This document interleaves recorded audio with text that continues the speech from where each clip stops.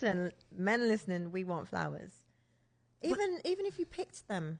But you see, the thing is, when a man gives you flowers, flower die. My love don't die, so I don't want to give you something that dies. Don't be that guy. I'm telling you. No. Look, see how you soften the voice? You know, my love don't die, so I can't give you a rose. See? Me give you a red rose and then weaken it black. No, see, listen. Come on. That's a heart attack. See how you lowered your tone and all soft and see that? Listen, women, if we want the flowers, get the flowers. Exactly. Let's just get them, even if they die.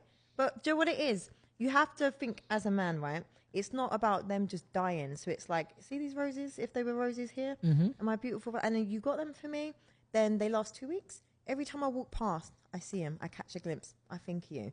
When I get the waft of the flower smelling nice, I think of you. When I walk back in the room, I think of you. My friend comes over. Oh, they're nice flowers. Oh, they all got them for me. It's the gesture behind it. So then for 2 weeks, you got me smiling. So it's nice. It's the little moments in between that you don't see as men. True. So buy the flowers. No, but so see, like me, you know, me kind of have a cheat code, you know.